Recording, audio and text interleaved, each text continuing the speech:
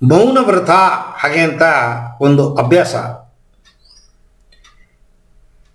ಆನಂದ ಆರೋಗ್ಯ ಹಾಗೆ ಅಂತ ನಾನೊಂದು ಪಾಠ ಮಾಡ್ತೀನಿ, ನಿಮಗೆ ಹೇಳಿದೆ ಅಂತ ಕಾಣುತ್ತೆ.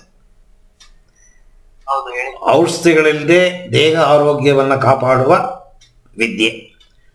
ಅದರಲ್ಲಿ 2 ದಿನಗಳು ಮೌನವಾಗಿರಬೇಕು. 10 ದಿನ ಕೋರ್ಸಲ್ಲಿ 2 ದಿನ ಯಾರನ್ನು ಮಾತಾಡ್ಸಂಗಿಲ್ಲ. 10 ಜನ 20 ಜನ ಗುಂಪು, ಕಣ್ಣಲ್ಲಿ ಕೂಡ ಸೂಚನೆ ಮಾಡಂಗಿಲ್ಲ. ಈ ಮೂಗುರು ಮಾತಾಡ್ತಾರೆ ನೋಡಿ, ಮೂಗು ಭಾಷೆ, ಅದು ಕೂಡ ಇಲ್ಲ. ಅನ್ನ ಬೇಕಾಗಿದೆ, ಸಾಲಿಲ್ಲ, ಕೆಳಗಿಲ್ಲ. ಸಾಂಬಾರ್ ಬೇಕಾಗಿದೆ, ಹಾಕು, ಕೆಳಗಿಲ್ಲ.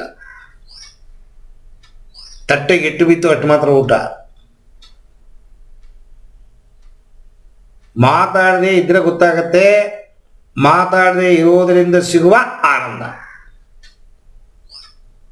ನಾವು ತಿಳ್ಕೊಂಡಿದ್ದೀವಿ ಮಾತಾಡಿದ್ರೆ ಆನಂದ ಅಂತ.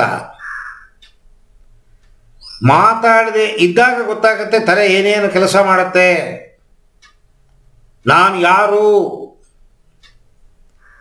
ಅದು ತಿಳ್ಕೋಬೇಕು ಅಂದ್ರೆ ಮೌನ ವ್ರತ ಇರಬೇಕು. ನೀವು ಡಿಕ್ಲೇರ್ ಮಾಡಿಬಿಡಿ ಮನೆಯಲ್ಲಿ, ಸಂಸಾರದಲ್ಲಿದ್ದರೂ ಕೂಡ 2 ಡೇಸ್ ಮಾತಾಡಬಾರ್ದು. ಆ 2 ದಿನ ಆಫೀಸ್ಗೆ ಹೋಗಬಾರ್ದು, ಹೊರಗಡೆ ಹೋಗಬಾರ್ದು, ಯಾರನ್ನು ನೋಡಬಾರ್ದು. ಯಾರಾದರೂ ನಿಮ್ಮನ್ನು ನೋಡಕ್ಕೆ ಬಂದರೂ ಕೂಡ ನೋ ರಿಯಾಕ್ಷನ್.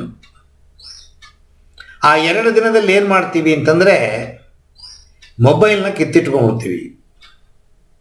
2 ಅಲ್ಲ 10 ದಿವಸವೂ ಮೊಬೈಲ್ ಸ್ವಿಚ್ ಆಫೇ. ನೀವು ಕ್ಲಾಸ್ ಮುಗಿಸ್ಕೊಂಡು ಹೋಗೋವಾಗ ಮೊಬೈಲ್ ಕೊಡ್ತೀವಿ, ಆದರೆ ಕೊನೆ 2 ದಿವಸ ಹೊರಗಡೆ ಕರ್ಕೊಂಡು ಹೋಗ್ತೀನಿ ನಿಮ್ಮನ್ನ. ಆ ಹೊರಗಡೆ ಇರೋ ಜಾಗದಲ್ಲಿ ಯಾರು ಬರಲ್ಲ, ಫೋನ್ ಇಲ್ಲ. ಬಿಗ್ ಬಾಸ್ ಸುಳ್ಳೋ ನಿಜವೋ ಗೊತ್ತಿಲ್ಲ ನಮಗೆ, ಸುಳ್ಳೋ ನಿಜವೋ, ಆದರೆ ಫೋನ್ ಕೊಡಲ್ಲ ಅಂತಾರೆ, ಟಿ ವಿ ಇಲ್ಲ ಅಂತಾರೆ. 1 ತಿಂಗಳು ಇರೋಕ್ಕೆ ಸಾಧ್ಯವೇ? ಅಲ್ಲಿರೋರೆಲ್ಲ ಘಟಾನುಘಟಿಗಳು.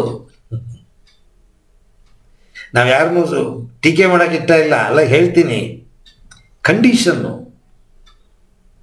ಇದ್ದಾಗ ಗೊತ್ತಾಗುತ್ತೆ ಅದರ ಅನುಭವ ಏನು ಅಂತ. ಸೊ ಸೆನ್ಸನ್ನು ಯಾವಾಗಲೂ ವಿಡ್ರಾ ಮಾಡೋದನ್ನು ಕಲಿಬೇಕು. ಈ ಮಾತಿಂದನೇ ಪ್ರತಿಯೊಂದು ಇಂಟ್ರಾಕ್ಷನ್ ಶುರು ಆಗುತ್ತೆ. ಅದಕ್ಕೆ ಕಣ್ಣಿಂದ ಕೂಡ ಸೂಚನೆ ಕೊಡಬಾರ್ದು.